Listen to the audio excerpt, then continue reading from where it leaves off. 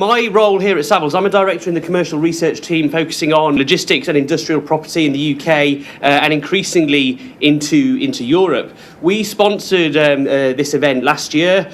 Since then, we've expanded our presence in Europe. We now have a team in Holland, in Poland. We're looking to increase that further. What I'm going to be doing is presenting some, some mega trends, some ideas, some thoughts. We all know about the structural change piece in the industry. That's why we're all here. So I'm not going to labour the point on that. But I'm going to talk about some interesting things, some anecdotes that I've been hearing on the conference circuit whilst I've been presenting with supply chain directors and chief execs of trade bodies and so on and so forth. I'll talk about that, and then I'll try and bring it together in terms of what impact that's happening on the property market, both here in the UK and across Europe.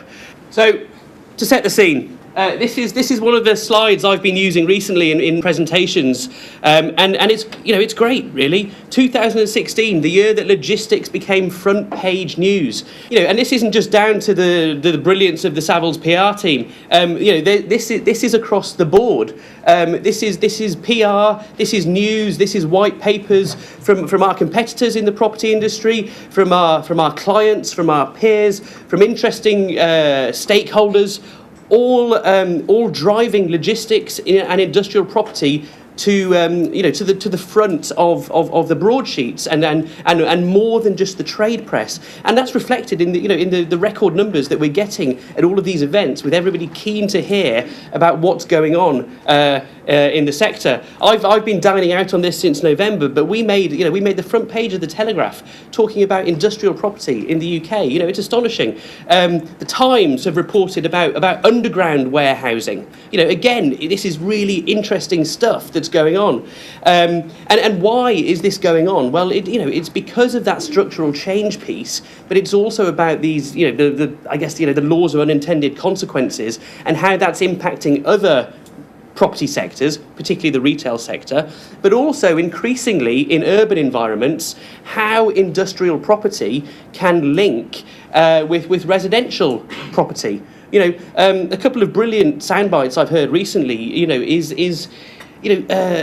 warehousing is moving away from the image of a man in a brown coat dusting off a pallet when an order arrives to national pieces of infrastructure, sophisticated order factories. These are the sound bites that people are talking about and that are getting us all interested hugely in this sector. And why is this? These are a couple of headlines from the UK, but really, they apply almost across the board. The best year of take-up ever in UK logistics, 34.6 million square feet transacted.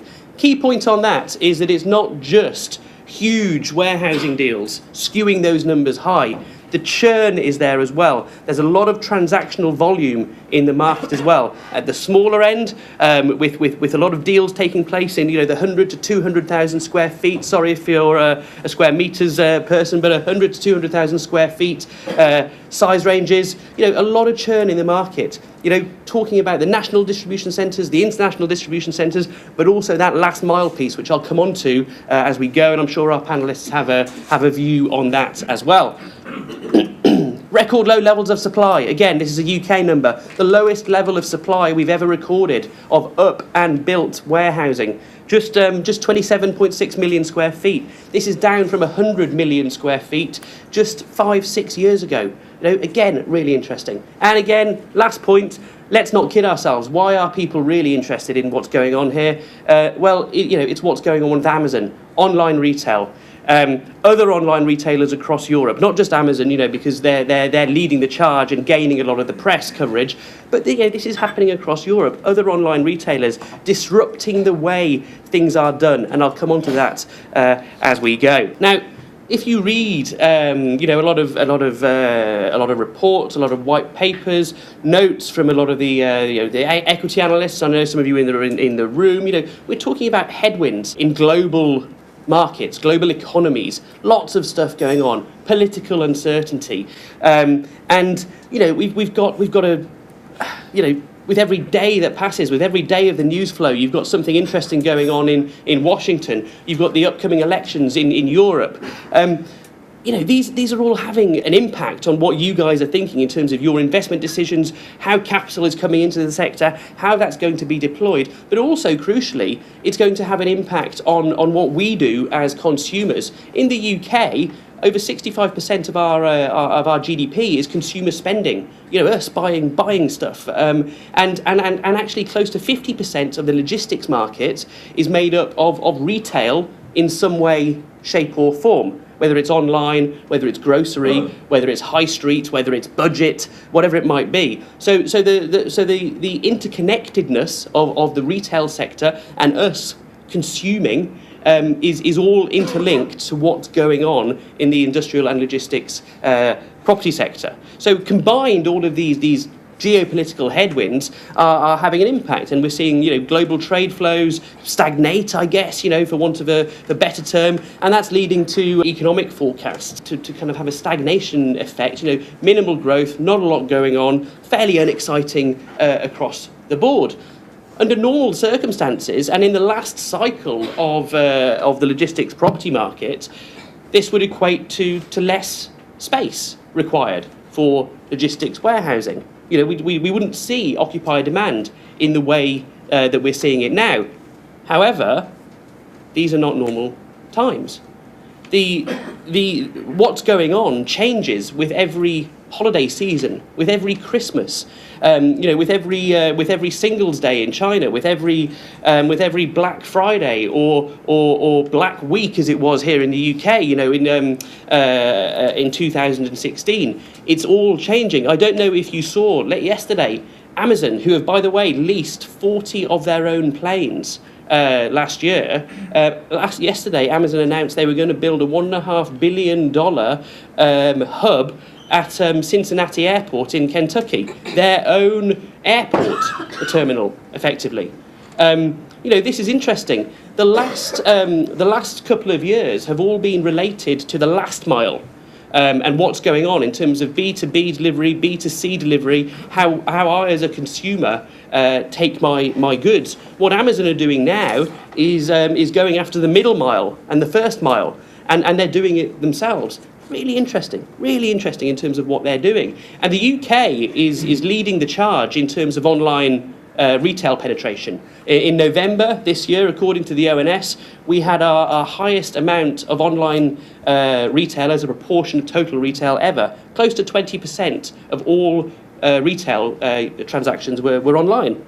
The rest of Europe is catching up. Northern Europe, Germany, the Netherlands, the Nordics, particularly active, really good penetration. Again, you look at the Southern European countries, Spain, Italy. Again, they're beginning to grow in terms of their online penetration, and they're coming from a low base. It's only going to get more interesting in those markets, and the delivery proposition is now the selling point, not necessarily the goods on offer. Again, an anecdote that I heard recently from a trade show. If you looked at what the retailers that were selling at Christmas, if you looked at their TV commercials, they weren't actually selling a product. They were selling a service, which was quick delivery. This is different. It's not the normal that we're used to. So this is how we have to accommodate as a property industry, which I'll come on to in a moment. A few of you were in the room yesterday. There was a conference going on, and we had a live demonstration from one of these delivery robots, and it was in the office, wheeling around. These are being talked about. It's not a scalable product yet. There are trials in Germany, the States, London, but these are going to be potentially delivering your food, delivering your Amazon orders within a 15-minute window.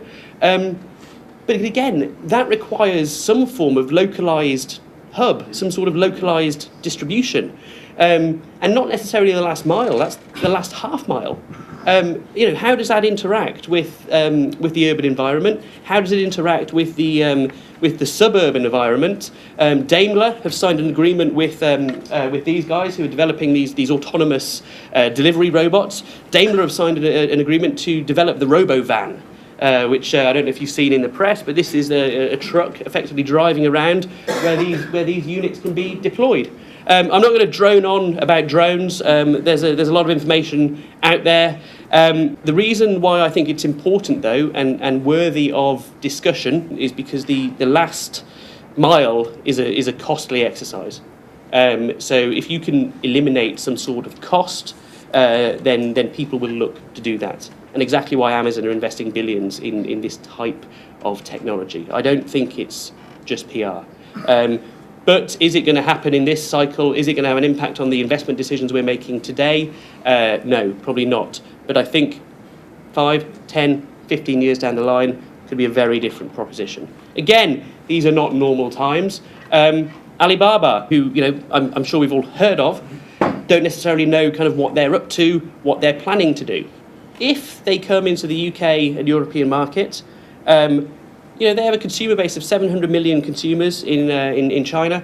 If they come into the UK and European market, they're going to have to build a network. They're going to have to do that themselves. They're going to have to start acquiring space in a similar fashion.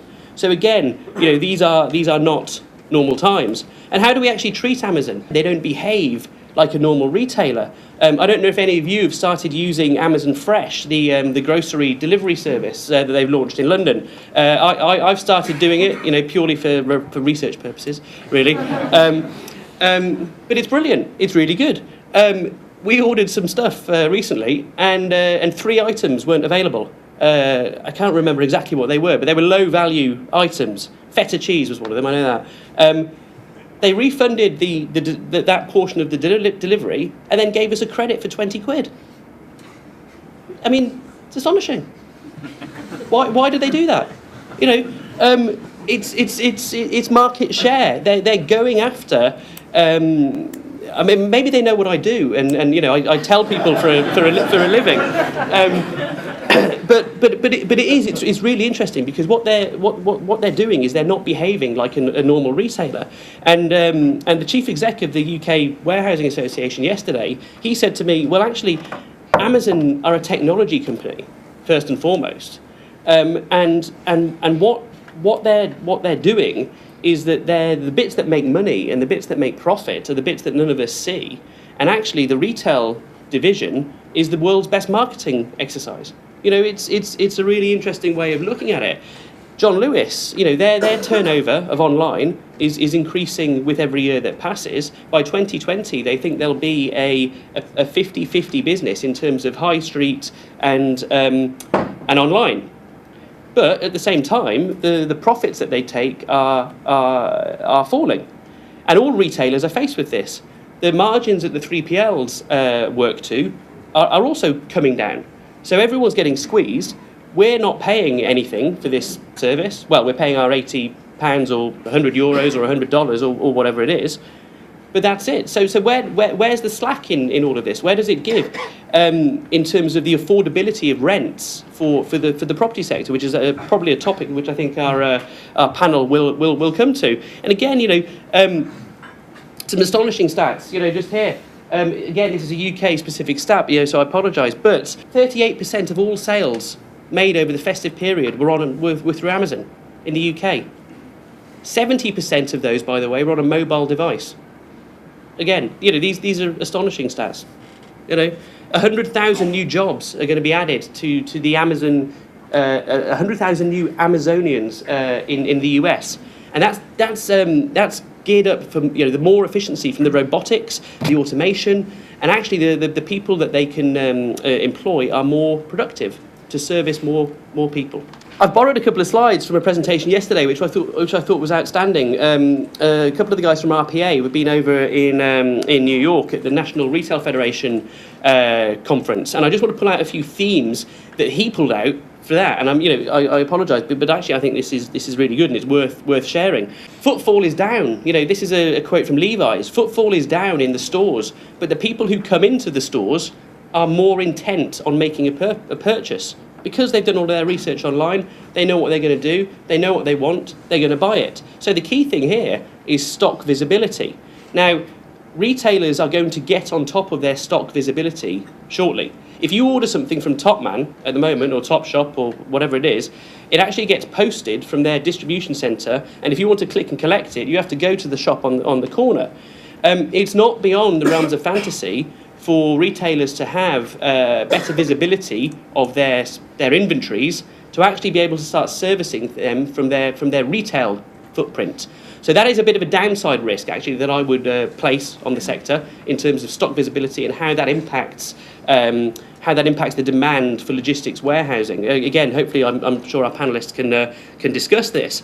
Argos and Sainsbury's, again, a UK-specific example, but again, it's a direct retaliation to Amazon Prime Now. It's the ability to offer a near instant delivery.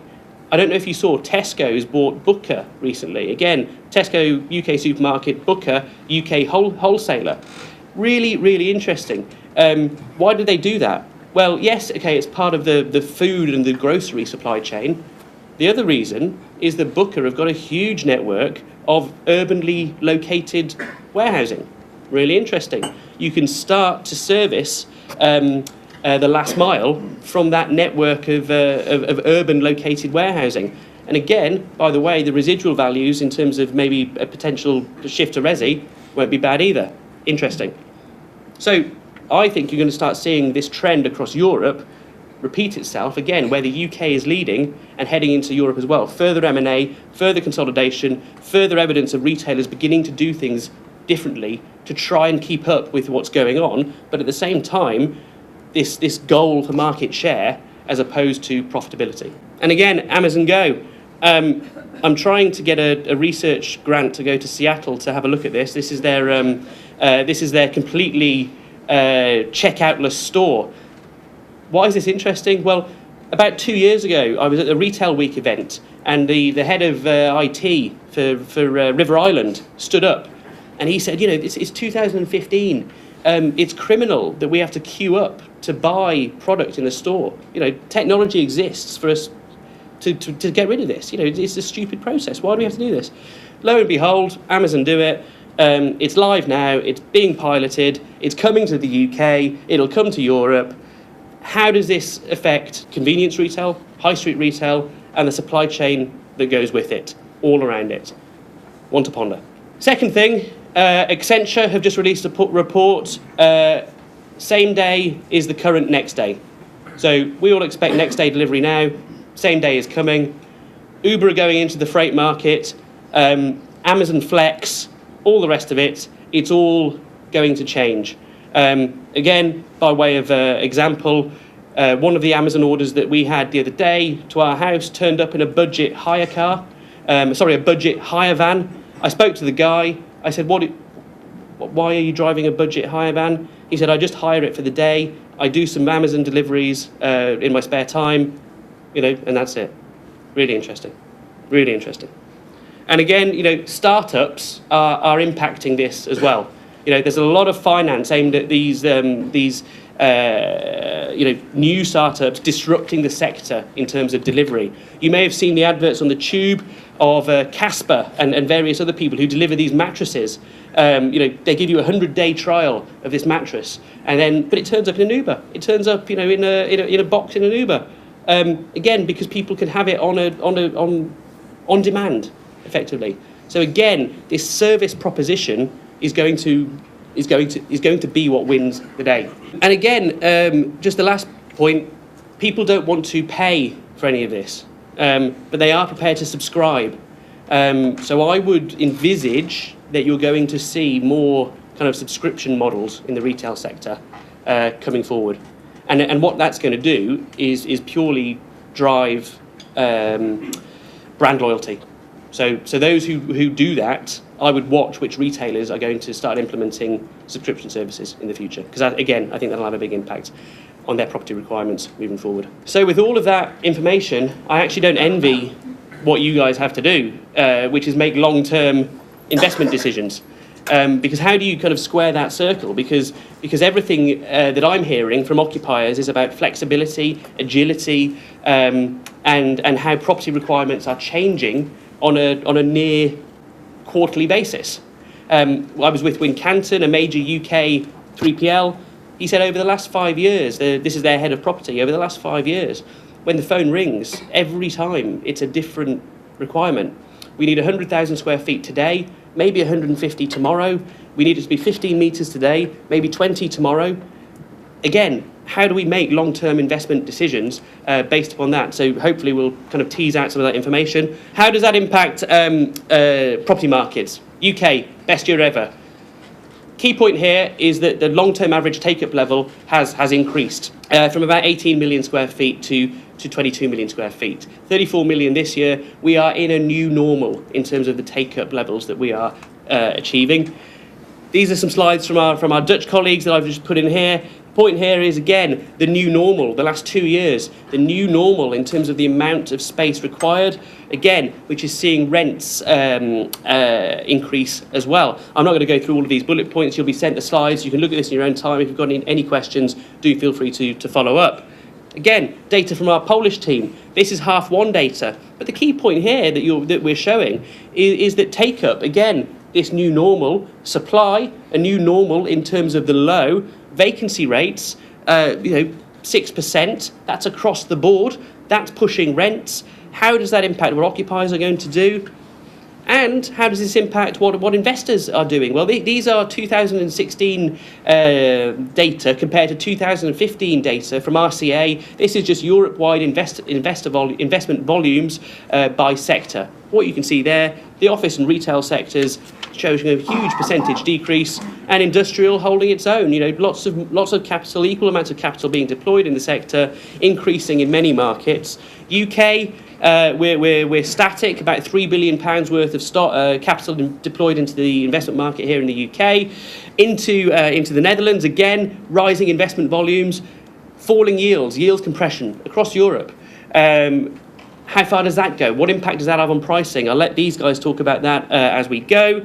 And again, into Germany, investment volumes surging as well. And this will be a trend for any market which you really care to examine in terms of the maturity. And this is being shown by what's going on in terms of state capital coming from the Far East, looking at what happened with P3. And I know our friends from Logicor are in the room, and again everyone's going to look with real interest in terms of what pans out into 2017 on that front. So the challenges for investors and a few thoughts. Occupiers, they want shorter leases, they want flexibility, they want stable rents, they want expandable space. It's all a bit of a new challenge. Amazon isn't really behaving in a normal way, and other retailers are having to react to that. And last point, retailers that aren't online are beginning to suffer. You'll have seen all of the retailers, reporting reasonable results for the Christmas period. All doing really well. A couple of standouts. One that isn't doing well in terms of like-for-like growth and sales. Primark, and why is that? Well, they're not online. Now, arguably, that's their service offering. The way that they actually get to offer their cheap products to the market, and they are expanding into Europe, into the States. But that kind of store growth will only go so far in terms of the market share. So again, how do retailers react to what's going on? Again, Amazon in the UK, in Europe, when they enter the clothing market, they're going to disrupt that as well, which they will. They've poached a team from Marks and Spencer's. They're going after this. It'll happen. So the only advice I have is, I guess, brace yourselves and listen to the expert opinion from these guys.